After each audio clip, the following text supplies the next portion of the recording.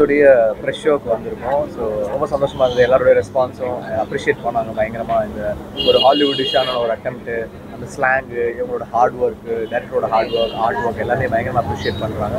I'm really thankful இந்த ரெஸ்பான்ஸுக்கு. ஏன்னா எங்களோட ஃபர்ஸ்ட் ப்ரொடக்ஷன் கிங்ஸ்டன் வந்து ஒரு ரொம்ப ஆம்பிஷியஸான ஃபிலிம். ஒரு ரெகுலர் கமர்ஷியல் ஸ்க்ரீன் ப்ளே உள்ள ஃபிலிம் கிடையாது. It's something very different. So ஒரு இங்கிலீஷ் படம் மாதிரி ஒரு ட்ரையல் பண்ணியிருந்தோம். And I'm very happy that they have received it so well, and I'm thankful. Thank you so much. And Deputy Kamal direct பண்ணிருக்காரு. Present media எல்லாருக்கும் ரொம்ப thanks. So Kingston first படமாக பண்ணதுக்கு நான் ரொம்ப லக்கியாக இருக்கேன். எல்லாரோட ஃபீட்பேக்கும் ரொம்ப பாசிட்டிவாக இருக்குது. படத்துக்குள்ளே போக கொஞ்சம் டைம் ஆனாலும் செகண்ட் ஆஃப் எக்ஸ்பீரியன்ஸ் எல்லாருக்கும் நல்ல ஒர்க் ஆயிருக்கு. I'm very thankful for it. இந்த மாதிரி ஒரு வாய்ப்பு கொடுத்த ஜிவி சாருக்கும் ஜி ஸ்டுடியோஸ்க்கும் ரொம்ப நன்றி.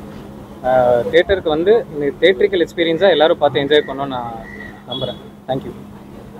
திவ்யா. ப்ரெஸ் அண்ட் மீடியா எல்லாருக்கும் தேங்க்ஸ். எல்லோரும் பாசிட்டிவான ஃபீட்பேக் கொடுத்தீங்க.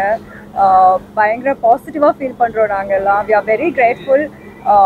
கண்டிப்பாக இது வந்து தியேட்டரில் பார்க்கக்கூடிய படம். நீங்கள் தியேட்டரில் போய் பாருங்கள், அதோட எக்ஸ்பீரியன்ஸே வேறு மாதிரி இருக்கும். And yeah, we are very grateful for the positive feedback. Thank you. ஏன்னா ஒரு பெரிய எஃபர்ட் பண்ணியிருந்தோம். அந்த எஃபர்ட் போட்டது வந்து அது எல்லாரும் மென்ஷன் பண்ணுறாங்க. பெரிய எஃபர்ட், பெரிய ஹார்ட் ஒர்க்கு, பெரிய ஒர்க் அப்படின்னு ப்ரெஸ் வந்து தட்டி கொடுக்கும்போது ரொம்ப சந்தோஷமாக இருக்குது. தேங்க்யூ.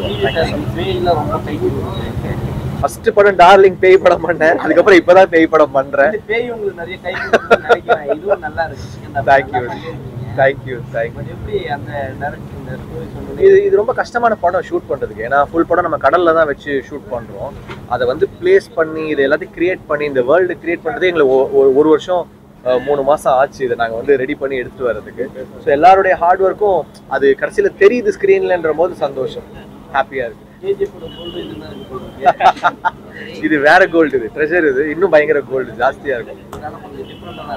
தேங்க்யூ. அட்வென்ச்சர் ஃபிலிம் இது. செகண்ட் டைம் பேச்சுலர் மேடம் கூட சேர்றீங்க. என்ன அடுத்த பார்ட் ரெடியா வந்துட்டாங்களா? இல்ல கிங்ஸ்டன் 2 தான் ரெடி பண்ணிருக்கோம். சரி.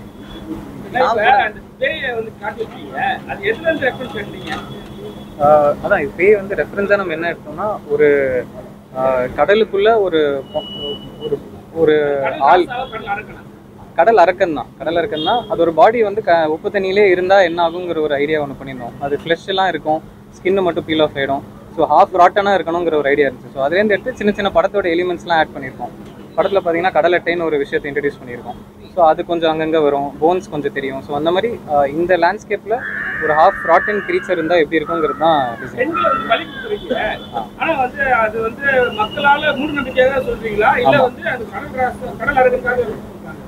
அதான் அது மூட நம்பிக்கை தான் அதோட பேஸு. அது சொல்ல வந்த கருத்தும் என்னன்னா, நம்ம சொசைட்டியாகவும் தப்புன்னு தான் சொல்லுவோம். ஆமாம், சொசைட்டியாகவும் நம்ம வந்து ஏதாவது ஒரு பிரச்சனையாச்சுன்னா முதல்ல அந்த பெண் சமூகத்தை ஈஸியாக அட்டாக் பண்ணிடுறோம், இல்லை அவங்கள ரிஸ்ட்ரிக்ட் பண்ணிடுறோங்கிறது தான் இந்த லேயரில் மீன் பண்ண ட்ரை பண்ணுறது. நம்ம ஊருக்கு ஏதோ பிரச்சனை அப்படின்னா கூட சம்மந்தமே இல்லாமல் இப்படி ஒரு விஷயத்த பண்ணுறாங்க. அது ஒரு மூட நம்பிக்கை வரும். ஒரு கிராமத்தில் ஒரு 40 வருஷமாக ஒரு பிரச்சனை இருக்குது அப்படின்னா அதை சரி பண்ணுறதுக்கு அவங்க என்னென்ன பண்ண முடியுமோ பண்ணுவாங்க. அதில் இது மூட நம்பிக்கையில் எது ஒன்று அது தப்புன்னு தான் நம்ம சொல்கிறோம்.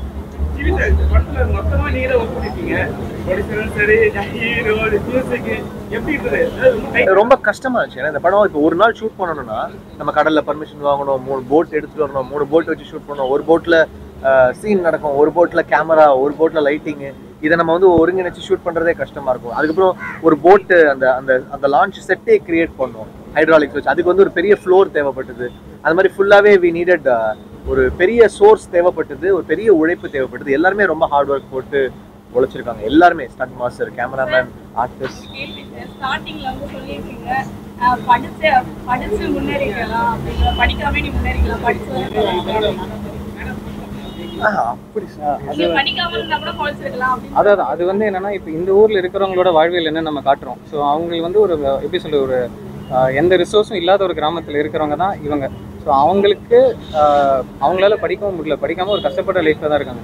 அவங்களுக்கு அந்த பையனை பார்க்கும்போது அவங்க மென்டாலிட்டியில் அப்படி அவனுக்கு சொல்லுவாங்க, படிச்சிருந்தா கூட படிக்கலனா கூட எங்களை மாதிரி நீ ஏதோ பண்ணியிருப்ப, படித்ததுனால நிறைய கேள்வி கேட்பான் பாரு. அப்படிதான் நம்ம வந்து அதை கருத்தாக சொல்ல. ஆமாம், அந்த ஊரில் இருக்கிறவங்களுக்கு அதுதான் ரெஸ்ட்ரிக்ஷன். அவங்க வந்து ப்ராப்பரான எஜுகேஷன் கிடச்சி வேறு வேலைக்கு போய் அப்படி போகல. அந்த மீனவ கிராமத்தில் அவங்க ஒடுக்கப்பட்டு அங்கே மாட்டிக்கிட்டு இருக்காங்க. அதை அந்த லைஃப்பை ரிஃப்ளெக்ட் பண்ணுறதுக்கு இந்த மாதிரி டைலாக்ஸ் தேவைப்பட்டுச்சு. சின்ன ஒரு ஊத்தல் மட்டும் அதுக்கு தெளிவுபடுத்தினேன். மீனவர் பசங்களாம் வந்து மேக்ஸிமம் வந்து கடலுக்கு ரொம்ப பிடிக்க மாட்டாங்க. சரிங்களா? இதுல வந்து நீங்க வந்து அப்படிதான் காட்டியிருக்கீங்க. சார் எதனால காட்டுறீங்க? இல்லை, அது அந்த பர்டிகுலர் கேரக்டருக்கு தான் நம்ம காட்டியிருப்போம். அவன் ஸ்டார்டிங்லேருந்தே கொஞ்சம் பயம் ஜாஸ்தியாக இருக்கிற கேரக்டராக இருக்கும். இவங்க இது இப்போ சாதாரணமாக மீன் பிடிக்க போகிறது வேறு. இப்போ நம்ம பார்த்தீங்கன்னா ஃபர்ஸ்ட் ஹாஃபில் மீன் பிடிக்கிற ஃபர்ஸ்ட் ஹாஃபில் இவங்க இந்த ஸ்மகிள் பண்ணுற எபிசோட்ஸ் இருக்கும். அதில் வந்து இந்த மாதிரி எந்த காட்சியும் இருக்காது. செகண்ட் ஹாஃப்ல இவங்க போகிறதே உள்ளே போனால் எவனும் உயிரோடு திருப்பி வந்ததில்லைங்கிற மாதிரியான கடலுக்குள்ளே போகிறாங்க. ஸோ போகும்போதே அந்த பயம், இது ஒரு ஃபேண்டசி. அது இப்போ நஜம் கடல் மீன் பிடிக்க நார்மலாக அவங்க போகல. ஒரு அமானுஷ்யமான கடலில் இது வரைக்கும் போய் எவனும் உயிரோட வராத கடலில் போகிறான். ஹீரோ அந்த முடிவு எடுத்துகிட்டு போகிறாரு. இவர் கூட இருக்கிறவர் அங்கே போனால் எப்படா வர முடியும், எனக்கு பயமாக இருக்குது அப்படின்றான். ஸோ அவன் பயத்துக்காக அதை எடுத்துகிட்டு போகிறானே தவிர அந்த எக்ஸ்ட்ரீம் ஃபியர், எக்ஸ்ட்ரீம் சுச்சுவேஷனுக்கு அவன் அப்படி பண்ணுறாங்கிறது தான்.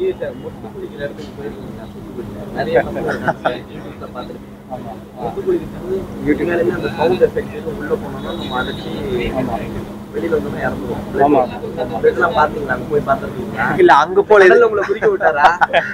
கடல்ல ஒர்க் பண்ணோம், பட் சேஃபா தான் பண்ணோம். நாங்க வந்து அவ்வளவு டீப்பாவோ இல்ல அதுக்குள்ள போல, நாங்க ஒரு கெனால்ல ஷூட் பண்ணோம். ஆமா, அது ஒரு பெரிய உலகம்.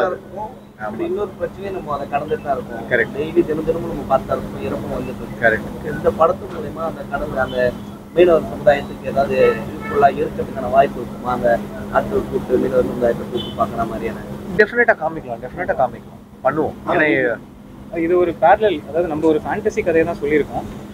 ஆனால் இதில் நம்ம என்ன சொல்ல வரோம்னா, ஒரு மீனவ கம்யூனிட்டியில் அவங்க நார்மலாக மீன் பிடிச்சிட்டு போயிட்டு வர அந்த ஜேர்னியே அவ்வளோ பெரிய அட்வென்ச்சர். ஆக்சுவலாக நம்ம வந்து அதுக்கு மேலே அந்த கடலில் போய் இருந்தால் எப்படின்னு நம்ம ஒரு ஐடியா பண்ணியிருக்கோமே தவிர, அவங்களோட டே டு டே லைஃப்பில் இருக்கிற அட்வென்ச்சர் தான் நம்மளுக்கு ஃபேசினேஷனாக இருக்குது. அதே மாதிரி இந்த கடல் எட்டுங்கிற மேட்ரு இது எல்லாமே நம்மளுக்கு புதுசாக இருக்குது, பட் அவங்களோட வாழ்வியலில் ஒன்றா இருக்கிற விஷயம். ஸோ அதை வெளில எக்ஸ்போஸ் பண்ணி ஒரு படமாக பண்ணுறது தான் இதோட ஐடியா. ஜி சார், உங்களுக்கு நீச்சல் தெரியுமா? அங்க வந்து கண்டிப்பா நீங்க தான் பாத்தீங்களே ஷார்ட்ல ஃபுல்லா முங்கு நீச்சல் அடிச்சிட்டு இருக்காரு, அண்டர் வாட்டர்ல போயிட்டு இருக்காரு. நீச்சல் தெரியும்.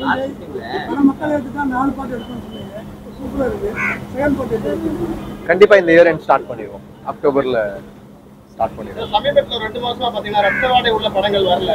உங்க படத்துல ஒரு சில காட்சிகள் ரத்த வாடை அடிக்குது. அது ஒரு பீரியட் சீக்வன்ஸ். அது ஏன்னா அந்த ஏன் இப்படி ஒரு பிளாஷ்பேக், ஏன் இந்த கடலுக்கு இப்படி ஆச்சுன்னும் போது ஒரு ரொம்ப ஸ்ட்ராங்கான ஒரு பிளாஷ்பேக் தேவைப்பட்டது. அது வந்து அந்த ஒரு கேங்ஸ்டர் ஏரியா வந்து சொல்லியிருக்கோம். ஆனா மெயின் பிளட் ஷெட் வந்து கிடையாது. அது வந்து இந்த பிளாஷ்பேக்ல வர ஒரு போர்ஷன் அப்படி இருக்கும். இல்ல அதான் என்னன்னா கிரீடுங்கிறது தான் படத்தோட பேய் எப்படி வேணா கொலை பண்ணும் சார். நீங்க நமக்கு எப்படி தெரியும் பேய் எப்படி கொலை பண்ணுன்னு? சார் டெய்லி பேய் கூட வாழ்ற மாதிரி சொல்றீங்க சார். எல்லாம் வாழ்ந்துட்டு தான் இருக்காங்க. நீங்களும் சேர்ந்து அந்த பாட்டு பயங்கர எதிர்பார்ப்பு அதிகமா இருக்கு. அந்த அளவுக்கு இந்த படம் ராசா ராசா வந்து ஆல்ரெடி தெரிக்க விட்டுட்டு இருக்கு. ஆல்ரெடி டாப்ல இருக்குது, நம்பர் 3 நம்பர் 2ல இருக்குது. அந்த பழைய சாங் வேற லெவல்ல இருந்தது. இல்ல இப்ப பாருங்க ராசா ராசா எஃப்எம் தெரிக்க விட்டுட்டு இருக்கு. ஒரு சீன் பாத்தீங்கன்னா ஒரு திகில் சார். இல்ல உட்கார்ந்த பல பேருக்கு வந்து பயத்தை போட்டுச்சு. உண்மையிலே வந்து ஹார்ட் பேஷண்ட்லாம் கொஞ்சம் நடந்துவாங்கன்னு நினைக்கிறேன். அந்த சீன் வந்து உண்மையிலே கற்பனோட எல்லாரும் நினைக்கிறேன். பயத்தை போட்டு நிறைய பேர் மிரண்டாங்க. ஆமா ஆமா, அது அந்த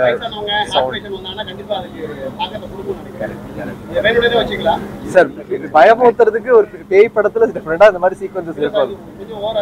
ஓகே ஓகே, இதுக்கு எனக்கு பதிலே இல்லையே. நீங்க தான் ஒரு क्वेश्चन கேட்கவே மாட்டீங்க. இல்ல இல்ல படத்தை பத்தி கேக்குறது. நீங்க கடல்ல போயிருக்கீங்க? இந்த ஷூட்க்கு போனோம். ஆமா, ஃபர்ஸ்ட் டைம். அதனால பயங்கரமா இருந்தது, கஷ்டமாவும் இருந்தது, நல்லாவும் இருந்தது. மற்றபடி எல்லாமே செட்ல போட்டதுனால அந்த ஹைட்ராலிக்ஸ் யூஸ் பண்ணும்போதும் அதுவுமே ஃபுல் ஷேக்கிங்காகவே இருக்கும் ஃபுல்லாக. அதனால ஒரு டிஃப்ரெண்ட்டான எக்ஸ்பீரியன்ஸாக இருந்தது.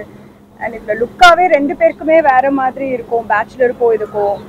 ஸோ அதெல்லாம் உங்களுக்கு பிடிச்சிருக்கும்னு நினைக்கிறேன். இதுல ராசா ராசா எனக்கு ரொம்ப பிடிச்சிருந்தது. Okay, thank you.